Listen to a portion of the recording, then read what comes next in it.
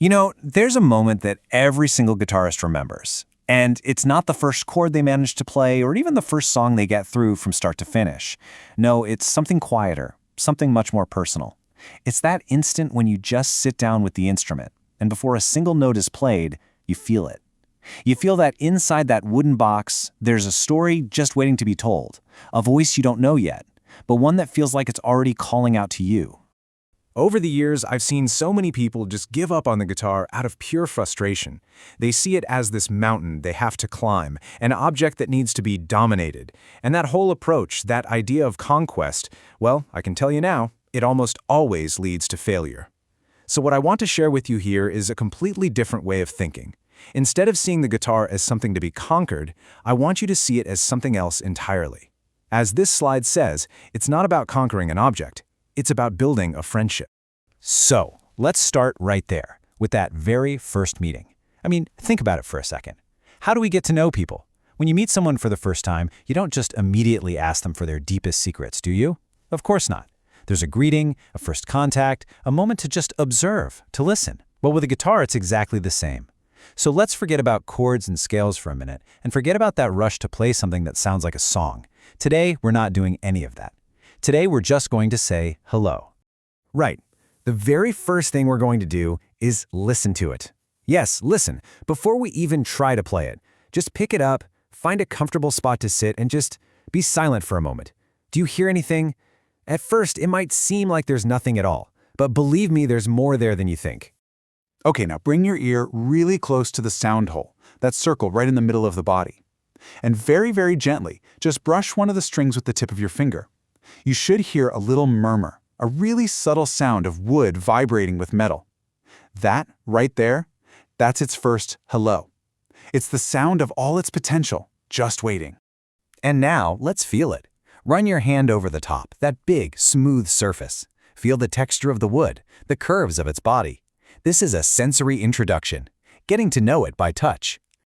Trace the neck with your hand. Feel the cold metal of the frets under your fingertips.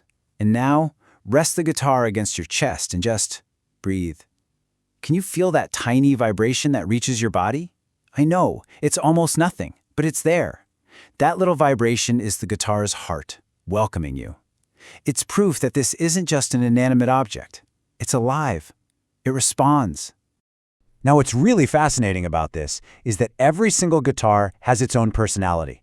I've had many over my life. I remember a classical guitar made of cedar. It sounded so sweet and almost shy. And then I had an acoustic made of spruce that was just powerful, bold. It demanded that you play it with more force. The point is to understand right from this first moment that no two guitars are the same. From now on, you and your guitar, you're a team. And, like in any good friendship, the better you know the other person, the better you'll understand each other.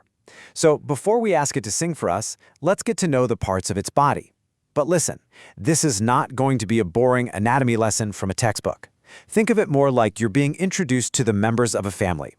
Each part has a name, a job, and all of them working together like a perfectly tuned orchestra. Well, that's where the magic happens. Let's start right at the top, with the headstock. This is where the tuning pegs live, those little keys that tighten or loosen the strings. I always think of this as the most delicate area, because this is literally where emotions are tuned. A tiny turn of a peg can completely change the guitar's mood, taking it from sounding sad to sounding joyful in just a second. It's a tiny adjustment that changes absolutely everything. Then we have the neck. This is the long road your fingers are going to travel thousands and thousands of times, and those metal bars that cross it, they're called frets. Now, they aren't barriers. They're more like signposts. They're stops along the way that show you where to find each note, each sound. At first, it might seem like a totally unknown map, full of possibilities, but also a lot of questions. But I promise you, with time, it becomes the way home. Let's move down to the body, to the soundboard. For me, this is the most important part. It's the chest of the guitar, the place where its sound is born and where it breathes. The vibration from the strings travels here, and the wood of the top amplifies it, gives it color, warmth, and character. The quality of its voice depends almost entirely on this part. It's like its diaphragm. And right in the middle of the body is the sound hole. It's funny, we all think of it as the place where the sound comes out, and that's true, but I like to see it as a two-way portal. Music flows out, yes, but the emotion of the player also flows in. It's the connection between its inner world and ours, the exact point where our intention becomes vibration. And finally, of course, we have the strings. 6 paths that lead directly to the heart, and each one has its own distinct character. The 6th string, the thickest one, is deep and robust, like a wise voice. And the 1st string, the thinnest, is bright and delicate. Sometimes it's barely a whisper. They are the true messengers. They're the ones that transform the simple movement of our fingers into an emotion that you can actually hear. So now that we know it a little better, let's talk about how to hold it. And this is absolutely fundamental. A poorly held guitar is like trying to have a deep conversation with someone who has their back turned to you. It's awkward, it's forced, and in the end, neither of you feels comfortable. The right posture isn't some rigid rule. It's about balance, comfort, and above all, mutual respect. The process is actually pretty simple. You'll want a stable chair, maybe something without armrests, so you can plant both your feet flat on the floor. That gives you a solid base. Next, just let the guitar's body rest on your right leg, assuming you're right-handed. You'll notice the neck isn't perfectly horizontal. Let it angle up just a little bit. And finally, and this is the most crucial part, let go of all the tension in your shoulders. Just relax. The guitar should feel light, like it's a part of you, not something you're wrestling with. When you find that posture, when you stop fighting the instrument and you just embrace it, something really interesting happens. You'll feel a perfect balance. The guitar and you almost seem to become one. The barrier between your two bodies just disappears. And that feeling right there, that is the whole point. It's in that sense of unity that the real magic can begin. You see, that deep connection is built not just by mechanically practicing chords over and over, but through attention and care. Every time you play, try to feel those vibrations we talked about earlier. Feel the air moving inside its body. The guitar is constantly talking to us in its own language. We just have to learn to listen. And like any good friendship, this relationship needs to be cared for so it can last a lifetime. It doesn't need grand efforts, just small gestures of kindness and respect that make a huge difference. Treat it well. A personal tip from a bad experience, never ever leave it on the floor. It's the most dangerous place for it, trust me. Always tune it before you play. A tuned guitar is the start of a good conversation. Wipe it down after you use it with a dry cloth.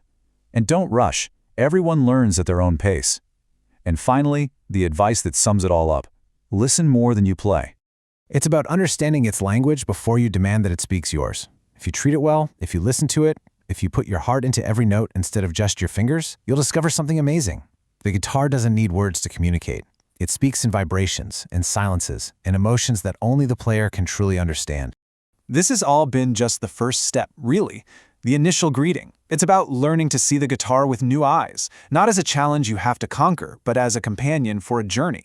And I can assure you, those 6 strings, that friend made of wood, it really can change your life. It's certainly changed mine. The only question left now is a very simple one. Are you ready to begin?